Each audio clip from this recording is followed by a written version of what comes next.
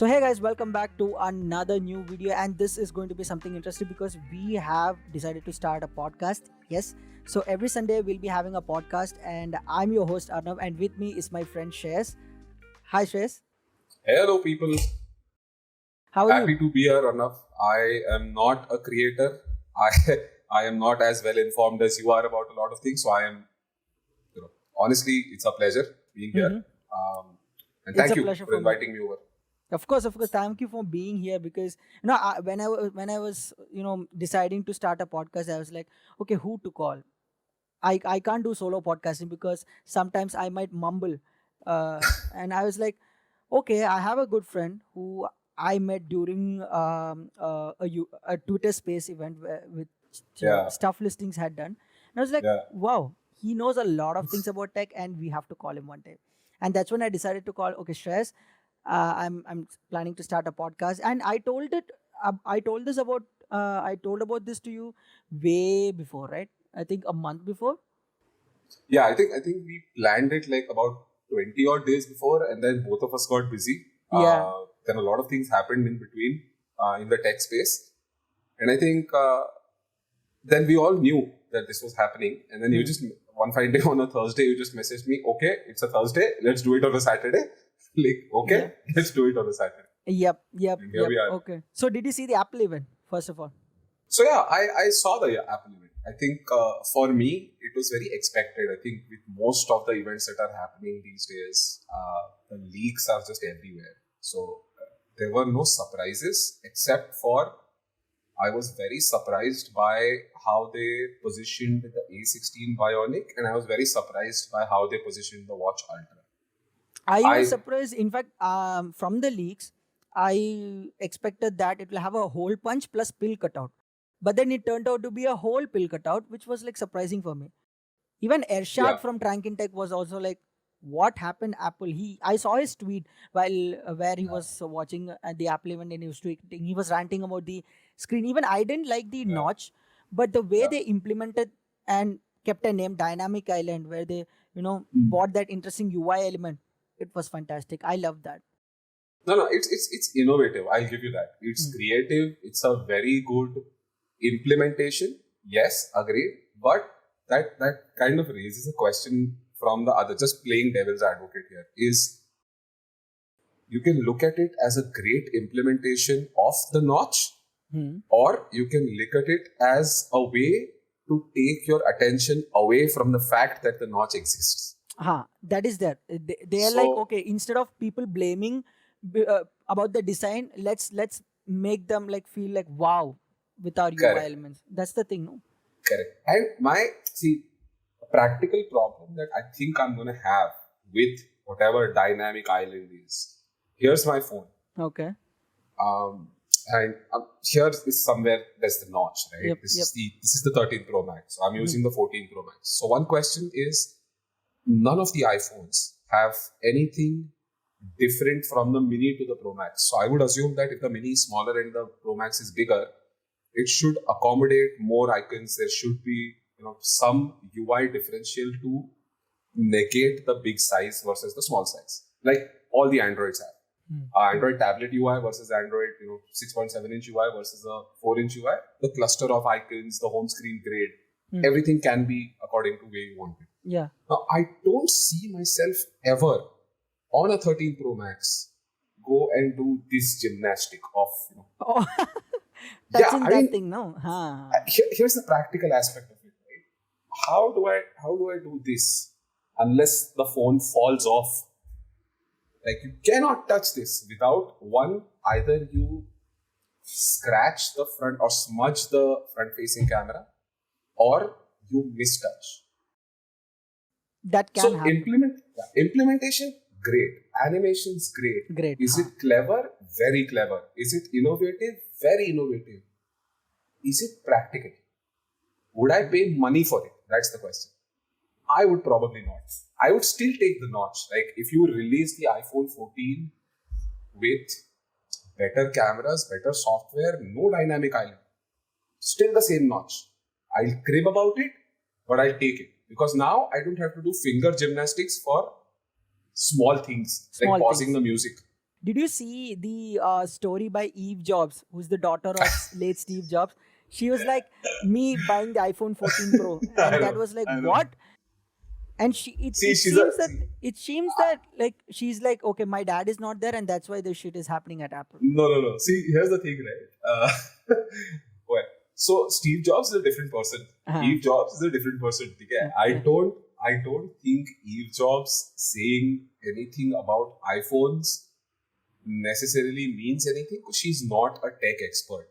And the only reason it got famous is because she's Steve Jobs' daughter. Daughter, huh? So everybody posted the same thing, right? And just because Steve Jobs is trolling Apple, it's not a reflection of what Apple does. It's just one of those reasons that Android fanboys get riled up and say, you know what? Steve Jobs' daughter also said this. So Apple fanboys are crazy, Android forever, right? Yeah. It's just something that Android fanboys love and Apple fanboys shouldn't care about. And in general, objectively, as a tech community,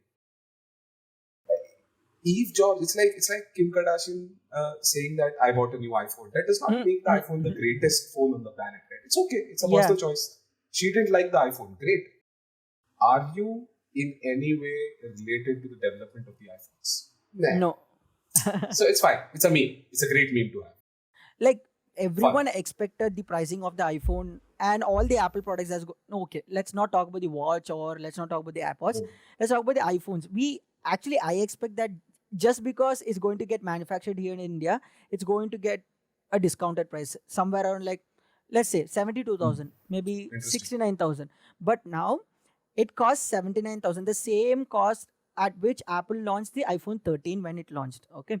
Now, here's the thing. If you compare the cost of India versus Hong Kong, it's 50,000 rupees cheaper in Hong Kong. Yes. And if you compare the prices with Dubai, it's nearly 42 something thousand different. And if you even compare okay, let's not talk about US because US doesn't have the SIM slots. That's a completely different story. But do you think Apple is greedy? I mean, of course they'll get subsidies. Of course they'll get a lot of tax exemptions and all those stuff.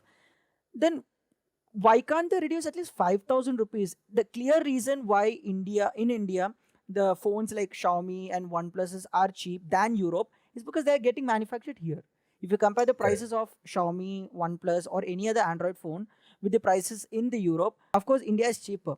And the reason being, it's produced here locally. Now, Apple can do the same, right? What do you think about that? I think they can, but from a business perspective, right? And I understand a little about business. So I'm going to tell you this. They can, but they should not and they will not. Because you don't become a $1 trillion company by selling great products at great prices. You become a $1 trillion company by selling average products at amazing prices.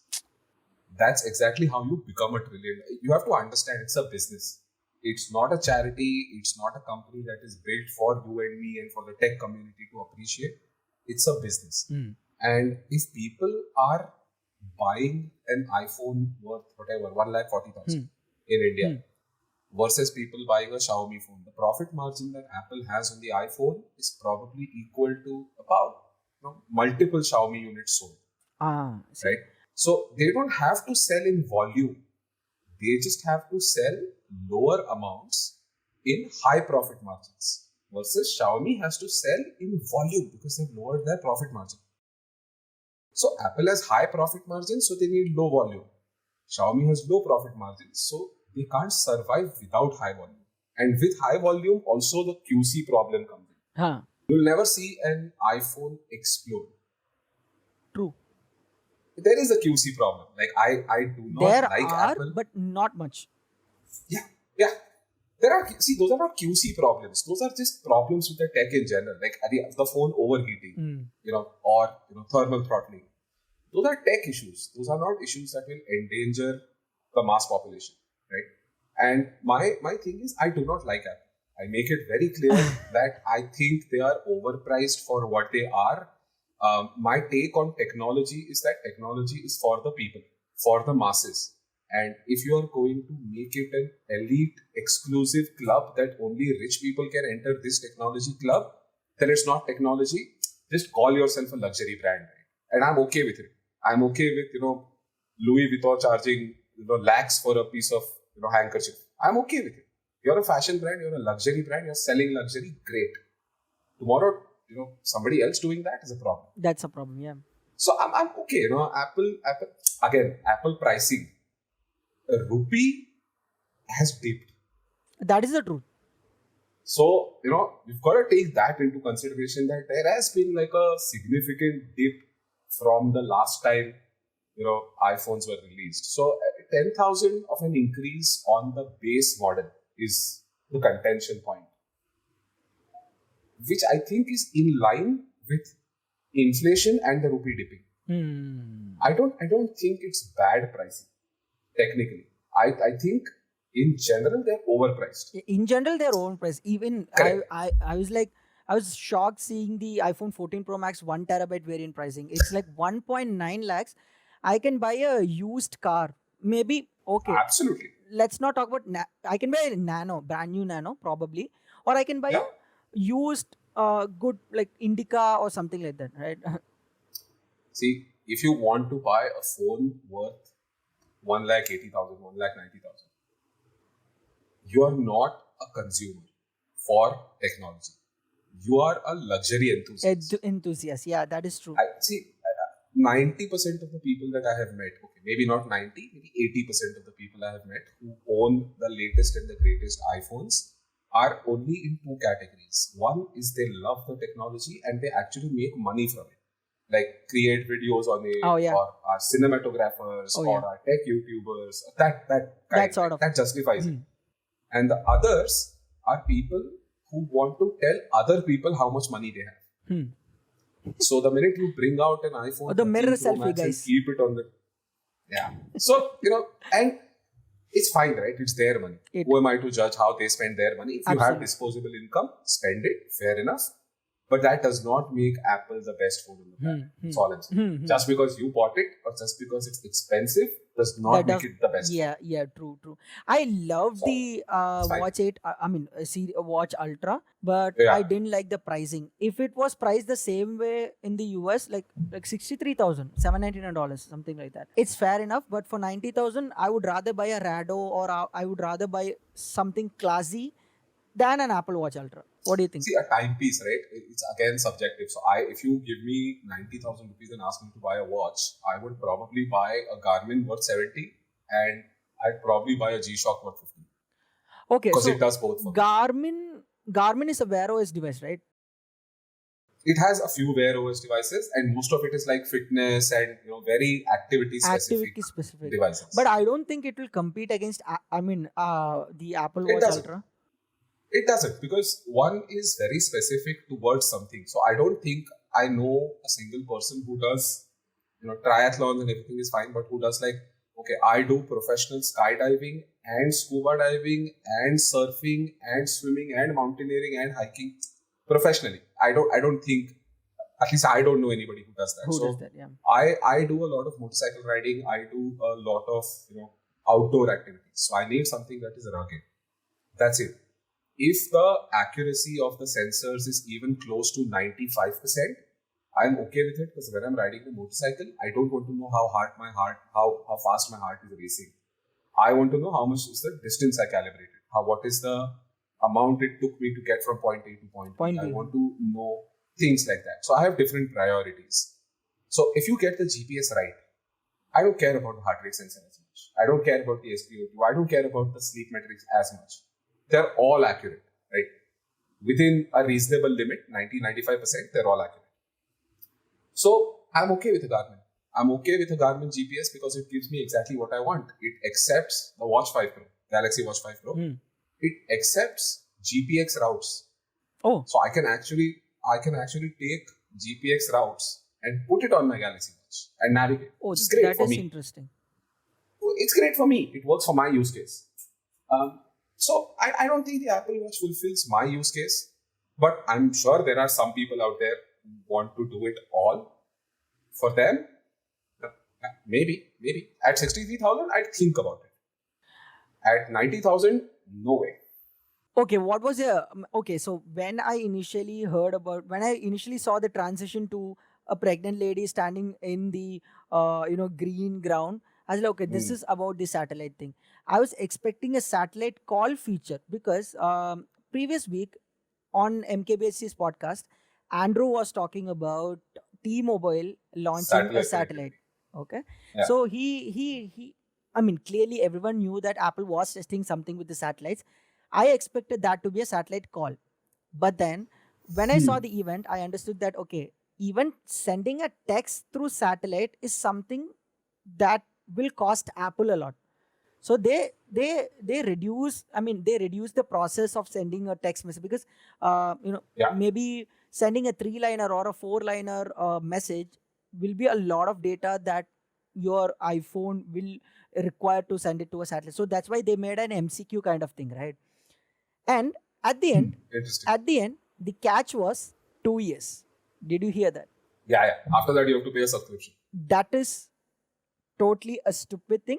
I do agree that you have to pay rent for the satellite, pay a royalty for that, and this.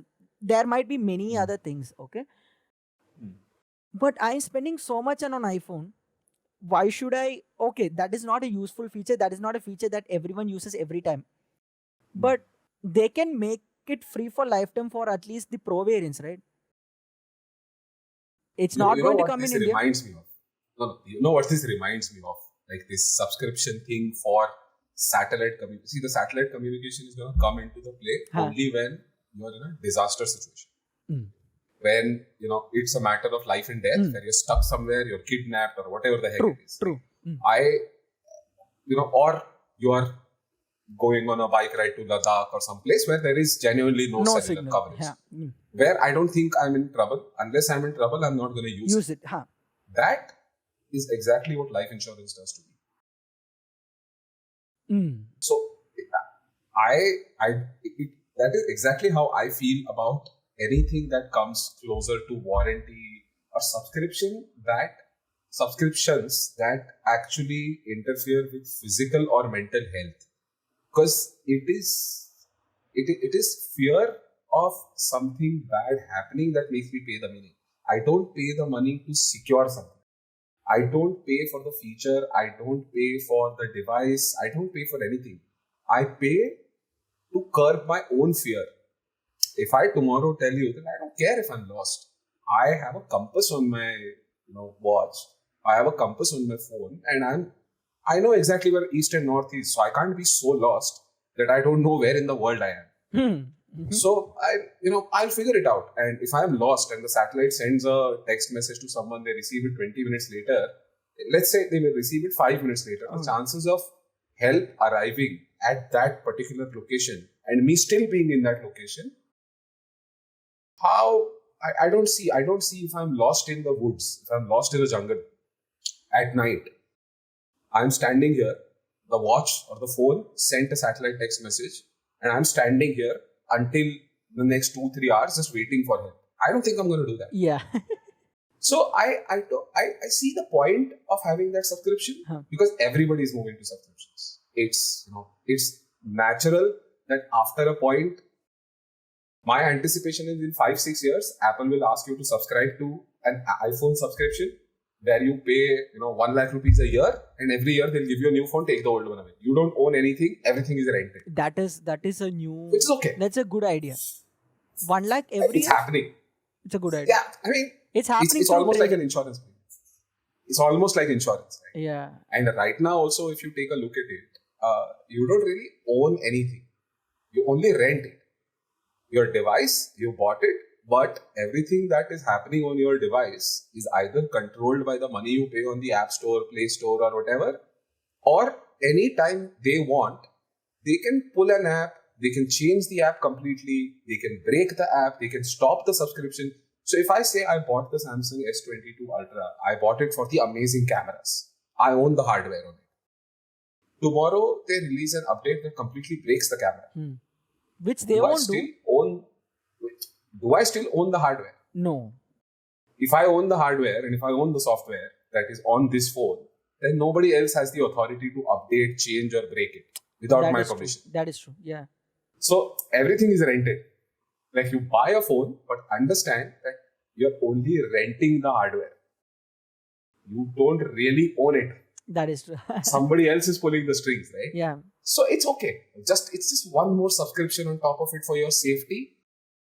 In certain places, like people who are going on expeditions, people who are doing like a cross country marathon and stuff like that, okay, good safety Good feature safety to have. feature. Yeah. Yeah.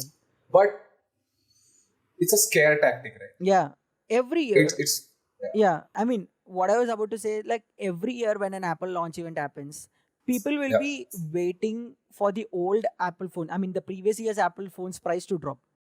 correct. And I was expecting that Apple would remove the 13 and keep the 13 Pro Max, which they turned completely by removing the 13 Pro Max, I mean 13 Yeah. Pro, and keeping the 13 there itself. And like it's weird. And No, even the 13 Pro Max is gone. yeah, Pro Max and Pro is gone, the 13 is Gone. still there, Yeah. right? And now Yeah. people are waiting for the big billion day, and they Correct. haven't shown the prices of what they're going to sell for, like the iPhone 13 or whether it's iPhone 12. So what do you Yeah. think will be the best price to buy an iPhone 13 right now after the launch? See, we've already seen the iPhone 13 base variant sell for 62, 63 something. 62. My brother bought it for 60,000 recently. So Correct. So 60 is something we've already seen.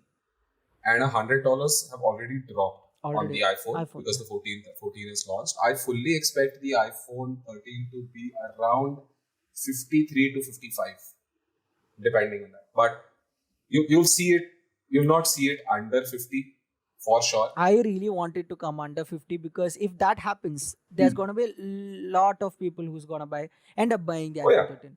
Even the Amazon if Great the- Shopping Festival is going to come, right? So they will also Yeah, price it 23rd of competitively. September. Yeah, they will price it 23rd. really competitively.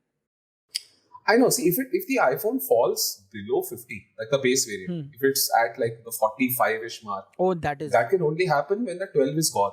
Like the 12 is no longer selling. Because when the 13 comes to 55, the 12 basically becomes under 40. Under 40, yeah. So you can still buy the 12. But I I would think never you- recommend a person who's so desperate to, until and unless he's so desperate to buy an iPhone, I would never recommend a person to buy an iPhone 12 right now, because you already Nah, I know won't that buy that. you know that Apple, after the end of second year, they'll be like, okay, Yeah, let's push an update, let the battery dry. correct. So I will. Plus, one thing that people really, really don't understand Huh. is you buying an iPhone 12 brand new today Hmm. does not mean the phone is brand new. It was still manufactured 2.5 years ago. The battery was inside the phone, sitting sealed in a shelf Yeah, but for 2 years. but these guys won't be selling any already, like a 1-year-old manufactured phone. They'll be selling a phone that was recently manufactured but an old phone. No, then that will not be on sale. Like when it comes on sale, the only reason it goes on sale is one, they're trying to get rid of stock, The old lot. whichever lot it is, Okay. or they just stopped manufacturing the 12, Okay. and now whatever is left, they're just selling it off because they want to make space for 13, 14, whatever is coming, right? Why would I discount an already active line of phones so heavily unless I'm Realme? So, yeah, but these will be olderly manufactured. Even if 12, I don't think they manufacture the 12 or actively manufacture the Okay, 12 so anymore. no. Actively they are manufacturing, because if it's on the Apple website, it means now let me say, they are manufacturing the iPhone SE2. They are doing that. They are doing the iPhone 12 and they are doing the iPhone 13 still, which means They're not doing the 12 Pro. no, they are not doing the 12 Pro or 12 Pro Max either. So it means that Okay. there are two possibilities. One, Flipkart might sell the old lot, which is a 6 Yeah. month or a, let's not say 6 month, let's say 3-month old phone. Okay. 3 months is fine. 3 months is fine. But again, I don't think the 12 was such a great phone that I would buy it 2 years ago either. Battery problem, If right? I remember I had the 11 Pro at that time, Okay. which I really, really did not like. Coming from a 10R, I did not like the 11 Pro because it was meh. It was a wall hugger. Every time I used to just carry a charger or a power bank. 10R was like killer in terms of battery, right? Correct. Then you had the 12 Pro. Now, between the 11 Pro and the 12 Pro, there was not a significant difference. Especially in terms of the problems that real world problems, which was Battery, huh? probably a little bit into the display. Yes, incremental updates, so obviously they'll be there, but it was not a huge upgrade. 13 was crazy good. The entire series was amazing. So I would recommend just buying a used, 13 with a 90% plus battery health, then buying a brand new 12 Pro or 12. Just buy a used 13 instead. Like now that the iPhone 14 has released, people are going to be selling their iPhone 13s left, right, and center. But they'll be selling at the same cost. Okay, let's say they'll be selling 2 or 3,000 rupee less than what it's right now on Flipkart, right? Like let's say Flipkart sells it for 55,000. People might sell the 13 for 45. Nah. See, it's a used phone, right? One is a new phone for 50. One is an old phone. Wait, for not 45, maybe 39, 40. I'd say 35 to 40, right? Which is still fine with me. But that is too low, no? Because I remember before 3 or 4 months, I was searching for a used iPhone for my friend because he was so desperate to buy an iPhone. And at that time, I was only getting 11 Pro with 95% for 35,000, which is a 3-month-old story. That's a totally different thing. Not even a 3-month-old story. It was like when the Nothing phone got released, a week before Nothing phone got released. And that's when I told, buy Nothing phone instead of buying a used iPhone. No, that there will definitely be people who will overcharge, and there will be people who will sell it at the right cost, right? So if the phone is selling on Flipkart for 50K, then the used phone, I would not buy it for anything over 40K. Especially because it's used. Right? It's already a year old or 6 months old. So you have to account that the 10K that I'm reducing on that device is not just for the battery health. It's also for any kind of wear and tear that happens to components. Warranty, I get 6 months, 8 months, whatever, less warranty. And Apple Care is expensive. So I'd say 40K if you get like a used 13, a great deal. Or else just buy the new one. But if you're getting the iPhone 13 with an Apple Care for the price that you've quoted, like under 40,000, then I think you can replace the used phone that you've bought and buy a new iPhone, right? By doing the trade-in. Not a trade-in. Like if you have Apple Care and you physically damaged it, you can go and replace with a new one, right? Buy, break, and buy again. See, that's a risky maneuver because Apple doesn't always do the replacements. They don't always do the replacements because So I've had times when the back glass of my iPhone 6s had cracked. Oh wait, iPhone 6s didn't have glass. I think it's 7. It cracked. Oh, it cracked. Basically, the entire thing cracked. Yeah. 6s, 6s Metal. plus. I don't know if it was something cracked on the phone. It's so long ago, I don't remember. Something cracked. And it was dented. Like it broke into. Okay. What happened was it fell between the door of the car, and I shut the door on it, so it just bent in two. Apple replaced it for me. They did charge me. I think it was some $80 odd, I remember. Okay. They charged me some nominal fee for it, but it was in warranty and they replaced it. One of my friends dropped his, I think it was 5S or SE, the small metal one, and he cracked his display. They didn't replace it. They asked him to pay for it. Because that was not. Yeah, but he might not have had the Apple Care. No, he had Apple Care. Oh. No, he had Apple Care. He had Apple Care. That is. They did. I think there was some term, like there is some ambiguity there. Some term that said that okay, this is not covered under warranty because of so and so. So yeah, it's a hit and miss, especially in India. I wouldn't recommend it. You wouldn't recommend it. Okay. When I saw the Pixel 6a's price on Flipkart Big Billion Day that they've just revealed, even now I'm quite skeptical about the price. It's for 29K, right? Yeah, no, it is for 28K. 27,999, right? Amazing. But I have a doubt on that. I think it's including the bank offers. But if it's not, then it's a great phone. See, even if it is not including the bank offers are usually 2K, 3K, right? So even if it is not including the bank offers, the option that you have is right now probably the Realme GT2. You will have probably one of the Motos. You will have one of the iQOOs. iQOOs, Neo 6. One of the old iQOOs, Neo 6 or something. Yeah. And you will have the Nothing phone. Nothing phone is for 28. So, wait, let's say between 29 to 32 is what the bracket is going to be. With without offer, depends on what card you have. Between 29 to 30K, my recommendation then would definitely be for the Pixel, then the Nothing phone, then the iQOO. But Like, what definitely. what if a person wants a good display? Now, I'm not saying that Pixel has a bad display, but if you compare it with Nothing's display, I think Nothing's display wins over, because most of the reviews have told, not in terms of just the refresh rate, but even in terms of the quality also. Like, I had the Nothing phone for a very long time. I still have it somewhere. I don't use it. But I like the Nothing phone. I genuinely like the Nothing phone. But I think Pixel phones age well. Like my Pixel 3a is still amazing. Like I can still use it. I feel it's a little clunky, it's a little slow. I can't run games on it. But if I want to use it as like a second phone where I just do calls, text, WhatsApp, YouTube and all of that, excluding games. If I want to do anything on the Pixel 3a, I can do it. So the Pixel 6a, if you buy in 2022, I can tell you that it's going to be a great phone until at least 2025. I can't say the same thing about the Nothing phone or the iQOO.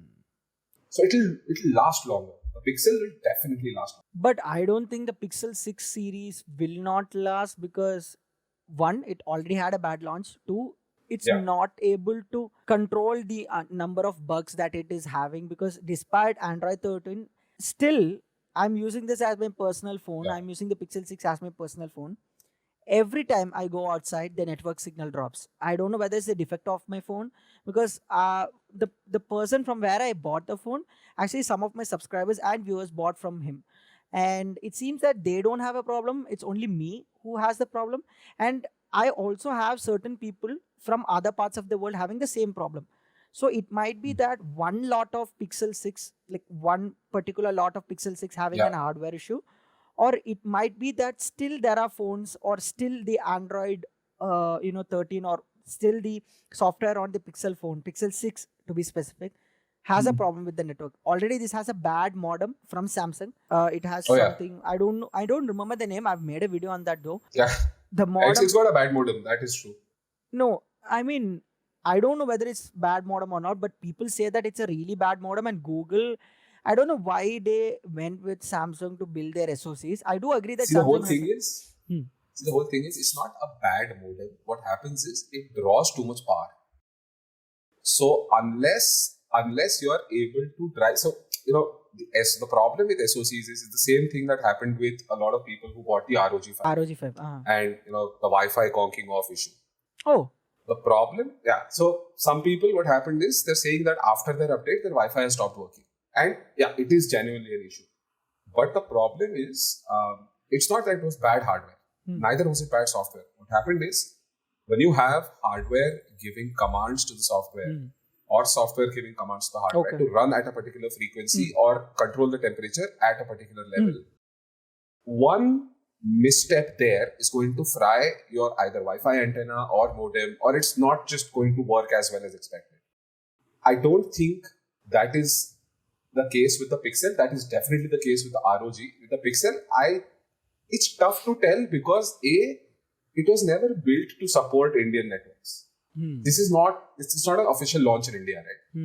So anybody who's using a Pixel in a country that it was not officially launched in, I don't think the radio bands were tuned to work in that country as well as they should. So if you tell me that it's not working at all, then I'll tell you it's a bad modem.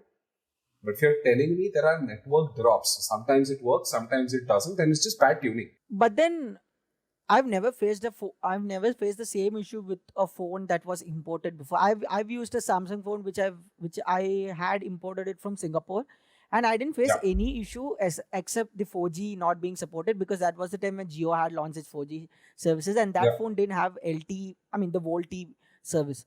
So except that thing, that is exactly where it comes down to, right? It didn't support VoLTE because it was not compatible with the Hong Kong variant. But most phones that are launched globally have a universal logic on which they work, and just minor things that do or do not. Do or do not work. But I mean, I think it is a bad tuning by Google itself, as you said. Like Yeah. Google, It is Google's tuning, right? I Samsung just gave the hardware. Samsung It is Google's tuning. Samsung gave the hardware, but I don't know why are they still relying on Samsung for the SoCs. I do agree that Samsung has an edge on or experience on making SoCs because they've already made. 2100 is amazing. Yeah, I mean the Tensor is the 2100 scaled up. It's like between. It is crazy good. Yeah. The S21 on the 2100 is amazing. I have zero complaints with But it. I in my opinion, it cannot compete with the raw performance of the 888.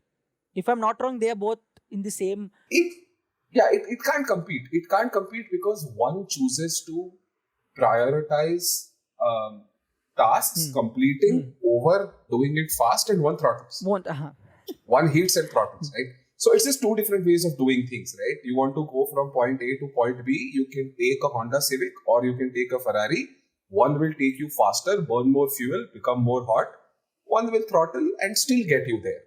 But it will not be as fast as a Ferrari, right? There are two different approaches. But yeah, it's not like it's a bad modem that's going to crash on you or not work or give you network drops. The basic tasks, I don't think it's a problem on any chipset. And now, okay, we have discussed about the iPhone launch event. We have discussed about the billion days. And now, yesterday, when I was searching for content to make for my channel, I came across this article on Gadget 360 and in many news platforms as well. So, what do you think about Google working on a second foldable? This was the headlines, by the way, of most of the articles. And I was like, wait, when did Google release its first foldable? You asked me the same question. You asked me the same Exactly. question. And even at that time, I was like, yeah, correct. When they are about to release their first foldable. But surprisingly, one developer who was working with Google, I don't know, he's a developer it seems. And while he was, looking the code of Android 13's QPR update, which got released a couple of days back, he found out a hidden code on the Android 13 QPR1, which hints at multiple sensors. One is the IMX787, which is supposed to be the main sensor. And the second one is a S5K3J1. It's a telephoto sensor or something. And the third one is the IMX386 ultrawide sensor. And there's an inner camera, which is an IMX355 sensor, which is from the Pixel 6. And there's another front camera, which is the same S5K3J1. So 1, 2, 3, 4, 5 cameras totally. What do you think? Definitely affordable. Definitely affordable. Yeah, for sure. Because it's got two close to selfie cameras, so it's got to be the inner display and the outer display. Like Samsung. That's what I'm betting. Yeah, like any foldable for it. And then there's like whatever 2 or 3 cameras at the back. So it's definitely a foldable. I think it's just a hunch because I don't know. But because Pixel hasn't launched or Google hasn't launched their Pixel Fold yet. But if that is true, then October Google I/O, you will see the Pixel Fold launch, which basically tells me that they're already working on the next iteration of the Fold, that is ready. See, the Pixel 1 is ready for launch. Yeah, the Pixel Fold 1 is codenamed as Felix. And it seems that this particular phone is called or is going to be called as Tango Pro, which is the code name for it. So that is why this guy is like, okay, they're working on a second foldable phone. It definitely could be. Like if they're serious on the Fold, I think nobody is talking about the Pixel Fold. But I don't have data on it, or I don't have any leaks or rumors on it. But I have hope. I genuinely hope that Pixel launches a Fold device. I have very high hopes from the Pixel Watch because the Android Wear OS market is really just Samsung right now. There is no Wear OS watch. Just Samsung. It's monopolized. And that is why Samsung can get away with selling these watches at exorbitant prices with very little difference between the models, right? It's good for us as consumers. Not that these watches are bad, but there needs to be competition. There are Wear OS watches like from Louis Vuitton, from Fossil, from Garmin, but all these three are garbage compared to the Galaxy Watch. Correct. Right? Correct. See, a watch that you can depend on. if I have to pick that, I would say I have TicWatch. Mobile TicWatches, they are great, but they're expensive. They're very expensive, yeah. And they're not on the Wear OS, latest Wear OS yet. It's just Samsung. The Fossil Gen 6 has really bad sensors. Great looking watch, absolutely crap for fitness tracking, everything else. Like, it's just poor. Poor. The Louis Vuittons are expensive. It's a fashion watch. Right? It's not even a watch. Yeah. Yeah, it's not something you're going to just buy and wear it. So, fair enough, Pixel coming into the game. I would like to see Huawei, OnePlus, Oppo, Realme, all of them actually enter the Wear OS game and start amping that thing up. Even that foldable game, right? I think it's just a matter of competition. It's a matter of time. And if Pixel Fold 2 is something that they're working on, I don't care what that device is, the Fold 2 is, but I know then for a fact that you will see the Pixel Fold launch in October. October, yeah. That's what people are expecting. Which means Fold 1 is ready, no? If they're working on Fold 2 already, which means Fold 1 is ready for production and it's already confirmed. It's somewhere right around the corner. And great. I've also heard that they're also working on a Ultra Pixel 7 phone. Okay, now we have the Pixel 7 Pro, which is already good, and Pixel 7 Ultra. But how will they differentiate between all these three if they have the same processor? Now, Google doesn't have a second generation, Tensor and a second generation Pro Tensor. Either they will not even use the first generation of Pixel 7 and do the Apple way, like, okay, on the Pros, we'll be having the second generation Tensor. They won't do that.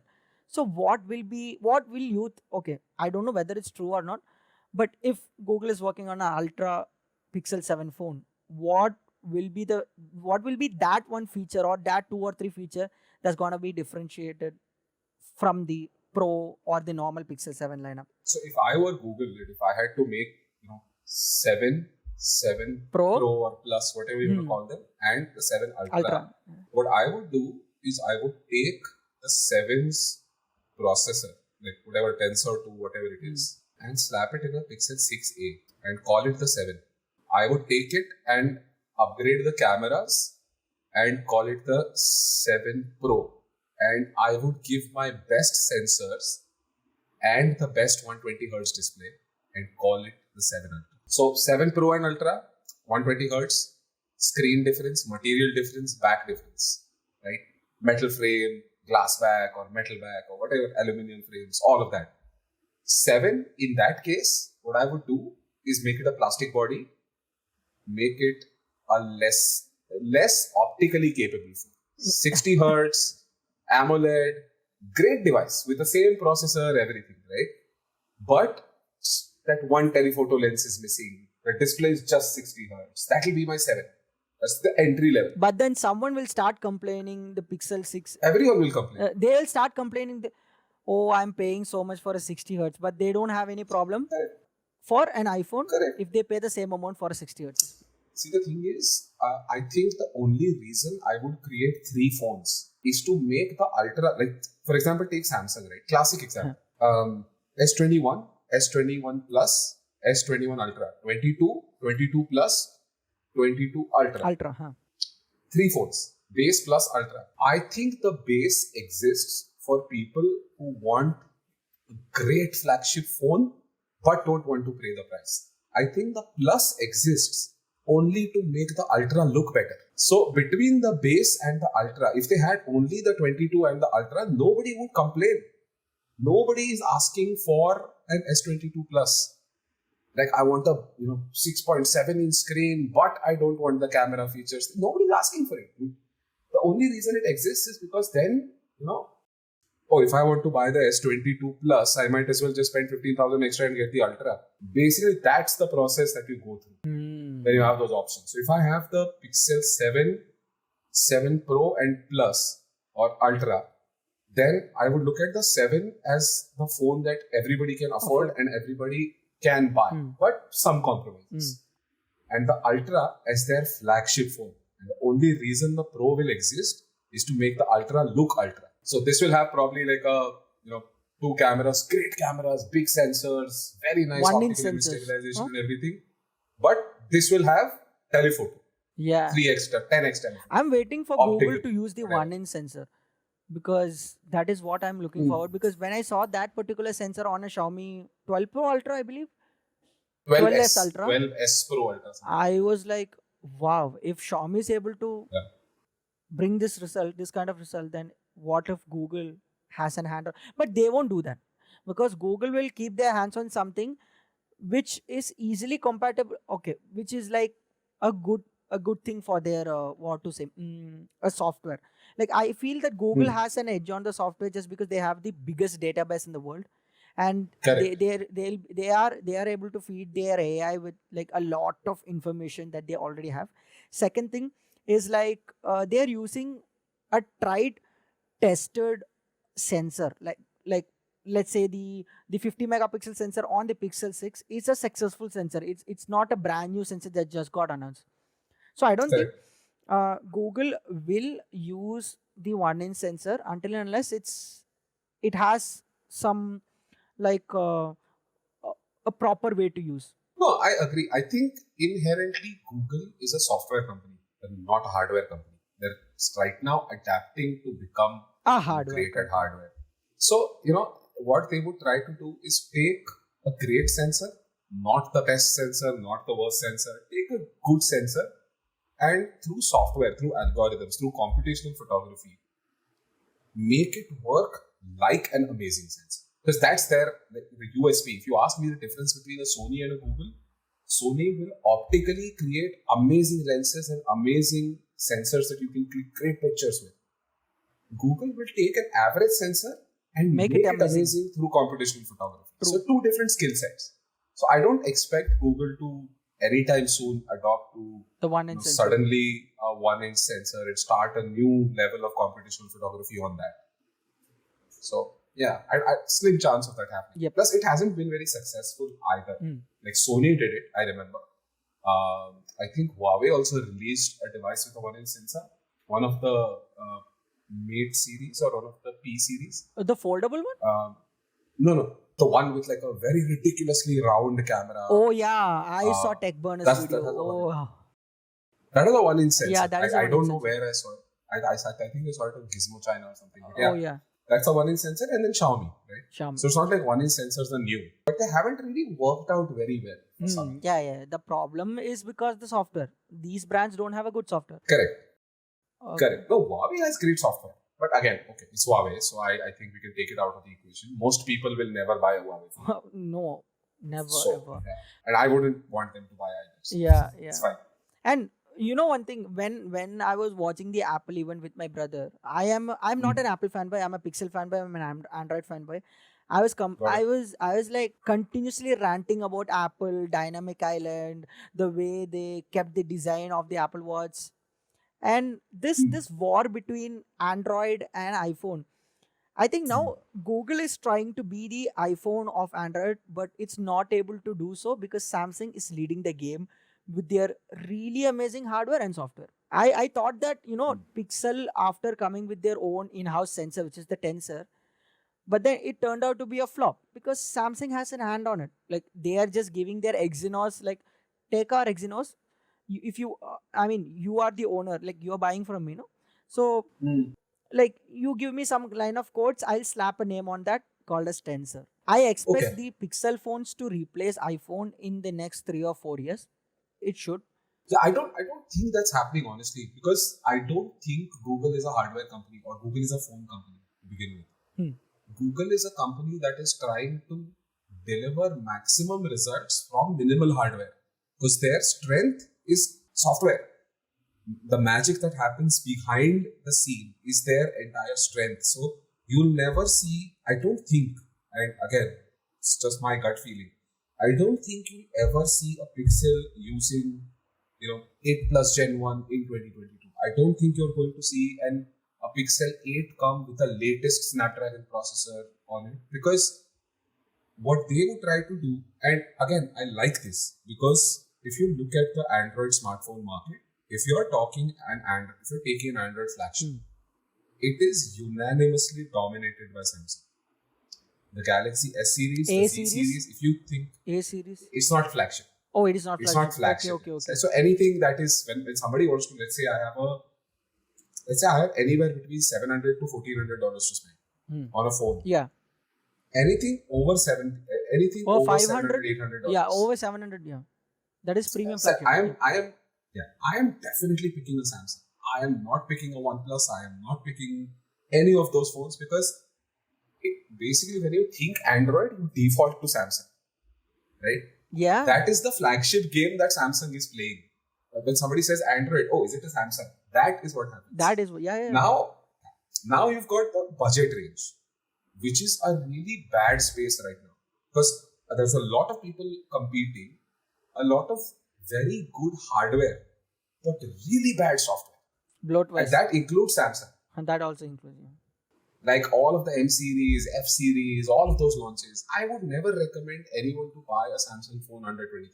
It's like, it is crazy. Except for the A52s, I don't think they had any good. A52, A50s, A53.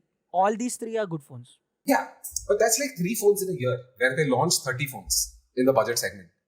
Right? So Samsung's budget segment has never been great. Yeah. And Samsung is like, okay, here comes Pixel. $400, $500. That's a segment I don't even play in. Like, that's not my market. My market is the flagship market. You want to play in the A series and M series market? Take my chip, do whatever you want, play all you want. It's not my market. Oh. So, if you think of flagship Androids, it's going to be Samsung. If you think of budget Androids, it's going to be Pixels. Pixel is going to naturally, over a period of time, I think, replace all your Xiaomis and all your iQOOs and Vivos that are playing in the 50,000, 40,000, 30,000 range. Do you think it can be the OnePlus of Androids? Because OnePlus, I remember OnePlus 6, OnePlus, okay, let's not talk about OnePlus 7 because that was the point where OnePlus had hiked its price. But the OnePlus 6 and 60 costed somewhere below 35,000. No, cost-wise, I think they are already there. But the problem with OnePlus was they were calling themselves the flagship killer. They are not. Whereas Pixel is saying, I am the king of budget. So it's not trying to be as S22. The Pixel 7 is not trying to be the S23. Pixel 7 is saying, you want to spend, $1,500 on a phone, buy the S23. Great for you. If you want to spend $500 on a phone, you cannot get better value than the Pixel 2. But that is the clear point of Google, right? Google, the thing is, like, anyone who uses a phone, whether it's an S22 Ultra or an iPhone, they will not use it to the fullest potential. By the raw performance. I agree. Let's play Genshin Impact. Genshin Impact is a badly coded game. You know it. Yeah. It's a badly coded game. It's not. So every time somebody tells me, oh, can it play Genshin Impact? I'm like, I don't want to. Why? Can it is a different story. Because why would you? That's not a benchmark. That is not a benchmark. Even benchmark softwares are like, you can pay these guys and they're rigged. They're rigged, right? So that's fine. So the thing I'm trying to say is that I think the way Google is making their phone is good because they're not focusing on raw performance. Instead, they're focusing on the experience. Now, to be honest, I really like Tensor's intelligence because the way it translates everything, it is faster than a normal phone. And the way, okay, so I was chatting with one of my friends who's a native Spanish guy. He's from Spain, and he talks to me in Spanish. And before I was owning the Pixel, I used to copy the text. I used to paste it on a Google Translate on my Chrome. But now my my phone automatically translates everything in the WhatsApp page itself, and it's like. Got it. Wow, that is the capability. That is good. See, that's the whole thing, right? I think Google is making you think about what do you want from a phone and only making changes there. It's not saying I'm going to give you I've never actually heard Google say that we have the best camera phone on the market. It's the people who say that. Google doesn't ever announce that our cameras are like they do say that it's the highlight of the phone and our but what they say, if you listen to it properly, is our computational photography is leaps beyond the competitors, which is I 100% agree with that. There is no doubt that Google's computational photography is leaps and bounds ahead of everybody else. But the good part is Google is giving it to you in under $600. Yeah. So if you're shopping for a phone I would gladly recommend a Pixel to anybody starting right from a 18-year-old college person right up to a 65-year-old parent. But I will never probably recommend an S22 Ultra to anybody else except who has disposable income. It's too expensive. It is too expensive. It's a flagship, sure. It does a lot of things great, but it's a phone. It is not going to live for more than 3 to 4 years. That is for sure. That's the life of a phone today. Any phone. Any phone, yeah. So why would you want to spend the S22 Ultra money unless either you are genuinely making money from it, or it's just something that you won't have disposable income for? Then that's your money. Spend it the way you want it. Yep. But that's where the Pixel fills in. Like anybody, and I have this problem. When I was thinking about getting a phone for my parents, I was like, okay, I want to spend maybe about 35,000 on that phone, maybe 40 if like it's too much. What do I buy? So my options were A52s back then, and that's it. Everything else in that segment was either iQOO, Xiaomi, Vivo, Realme, and I would never give one of those phones to my parents. I mean, you can try iQOO or Vivo. Okay, now Not to my parents. Like I would try it, Huh. but I wouldn't want to give it to my parents because there's 2 ads, right? Look, parents don't pay that much attention to notifications and disabling shit and all They of that, click right? no. So that is where My and then dad, came my dad uses an iQOO Z3, and oh my god, he doesn't even recognize the actual UI versus the ad. yeah. You can't complain. He's old, like it's okay. He He doesn't care. care. That's the whole thing, right? It's not about whether they care. So a lot of people ask me, oh, how can your dad not realize it's an ad? I'm like, bro, he's got 20 other things to do on the phone. He doesn't care. He just swipes it away. He does not After care. I've started using So the OnePlus and the Pixel, now I am really afraid to go back to Xiaomi or a Realme. I can't. no, you I'm can't. not able to. I'm now only left with OnePlus and Google, and okay, by also Samsung. Moto. Moto, I would never ever. I am a camera guy. I really want. Okay. If you have If you're a seen, camera guy, then yeah, Moto's not if really. you have seen my Twitter, I've posted a lot of pictures with my phone, and Oh, yeah. Motorola is out of the game. OnePlus, it has a good camera, but sharpness, contrast, It's saturation, it's just there. It's not there. it's not Like there. it's not something you'll click a picture and say, oh, I'm happy with this. It's No. every picture clicked from a OnePlus, and this is my experience. This is exactly what I feel about OnePlus. That every picture I click with a OnePlus phone has something missing. It's not like it's a bad picture, but there's always that one thing that is missing in that picture, which is weird. Some good looking thing, no, some pleasing thing is missing. Yeah, as you Yeah, said. something is missing, right? It doesn't have the punch. It doesn't have the, it doesn't feel like a 70,000 phone picture that I click. I think It never does. what I feel missing is CarPlay in OnePlus. Well, The maybe OnePlus nothing Nord, to do. the OnePlus Nord was the last phone that I believe CarPlay worked, and I had I was fortunate enough to use the last phone which he worked, because I'm one of his OnePlus Nord. OnePlus The Nord, original Nord. the one, not one, Oh. and Yeah. and I'm a fan of CarPlay because I think he's the modern day Steve Jobs. Now there might be hate when I say this, Hmm. but I do think the way he hustles, I don't completely agree with the fact that he blocks all people on Twitter. When they complained about the software, I saw a person where he just tweeted about, like, why did you delay the? He was complaining something about the Android 13 situation of the Nothing Phone 1, and CarPlay simply blocked. So let's not talk about that things. But then I feel if CarPlay still was in OnePlus, then OnePlus would have gone in a different direction, because it was clearly going in that Could have. direction. So I've been a OnePlus user for a very long time. OnePlus 1, 2, 3, 4, 5, 60, OG. 70. Hmm. And the 70 is where I stopped. I'm like, I'm not buying the OnePlus again. OnePlus That 8 is is the- totally, it started falling to a Yeah, whole ditch. falling apart. Hmm. Yeah, it was bad. But I somehow feel that OnePlus had a great thing going, which was the community built phone thing. Uh-huh. Right? And at some point in time, you have to stop being a community and start being a business if you want to acquire a bigger set of customers, because the community can only grow so much. You can't just keep adding to the community and pleasing everybody. It is never going to happen. And for any business, for that matter, it's always going to happen that way. So I don't blame OnePlus for merging into Oppo or making bad phones. I just think that making great phones does not necessarily have to come at the cost of losing what was already good. Anyways, thanks for watching. Thanks for listening. Follow us on Yes.